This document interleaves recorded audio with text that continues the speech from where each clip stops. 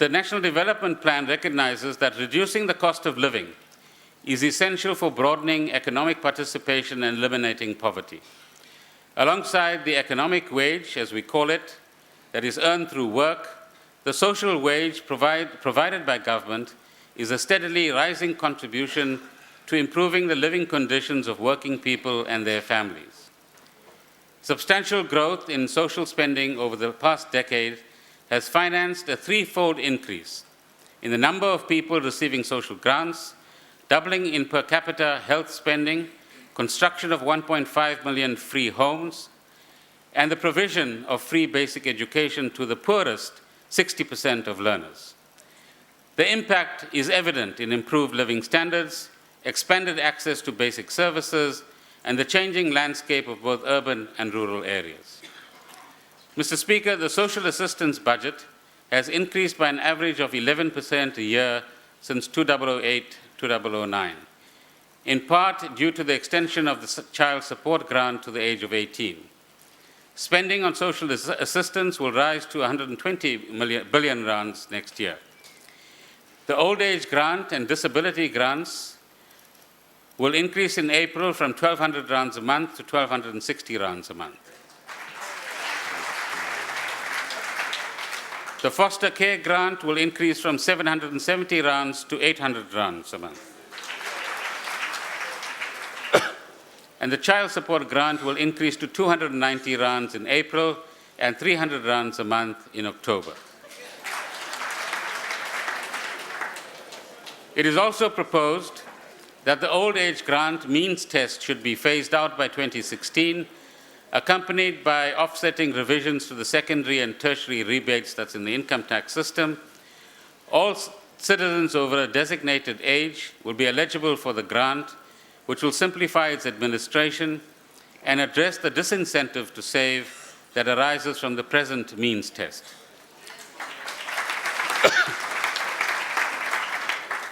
Alongside social assistance, access to health care is a vital element in the social wage. There has been progress in reducing mortality and improving our HIV and TB programs, and an expansion in medical and nursing training capacity is underway under the very tough hand of Minister Motsoaledi. Pilot national health insurance projects have been initiated this year in 10 districts and will include improvements to health facilities, contracting with general practitioners, and financial management reforms. A new conditional grant is introduced this year to enable the National Department of Health to play a greater role in coordinating these reforms. The initial phase of NHI development will not place new revenue demands on the fiscus. Over the longer term, however, it is anticipated that a tax increase, I'm going to say will be needed, it might be needed, I hope.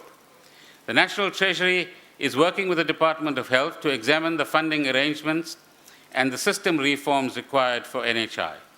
A discussion paper inviting public comment on various options will be published later this year. Government's contribution to housing and basic municipal services is a substantial component of the social wage. The budget for housing and community amenities has increased by over 16% a year since 2008. Progress continues to be made in extending access to housing, electricity, water, sanitation, and refuse removal services. The main contribution of the national budget to the financing of household amenities is the local government equitable share. A new equitable share formula, as I indicated earlier, is proposed in this budget, which will provide a subsidy of 275 rands for every household with a monthly income less than 2,300 rands, or about, as I pointed out earlier, 59% of all households.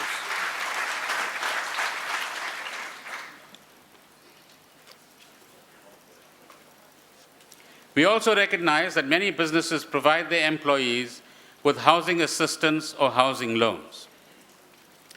However, the current fringe benefit tax is unduly burdensome in cases where an employer transfers a house to a low-income worker at a price below market value. Tax relief is proposed to address this difficulty and make this process less expensive.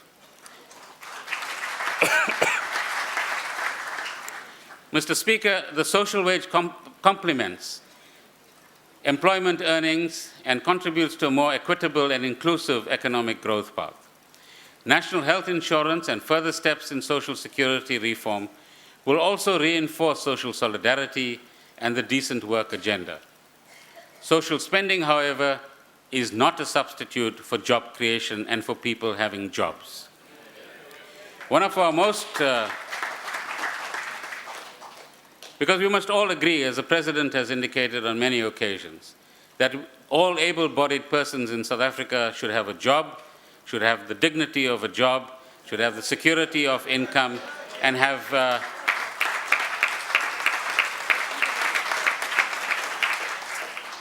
at the same time. We know that that is not going to happen tomorrow morning. So the social wage plays an important, very important, supportive role to our communities.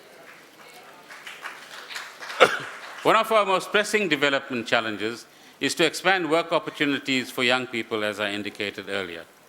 There has been extensive debate on how this should be done, and the answer is a wide range of measures, as I indicated earlier as well, that include further education and training, public employment opportunities, and support for job creation in the private sector. To complement these existing programs, and I'm repeating this just so that you understand it, a tax incentive aimed at sharing the costs of employing young work seekers will be tabled for consideration by Parliament so that the private sector and government can share costs. It will help young people enter the labour market to gain valuable experience and access career opportunities. A similar incentive, as I pointed out, is proposed for eligible workers of all ages within the intended special economic zones.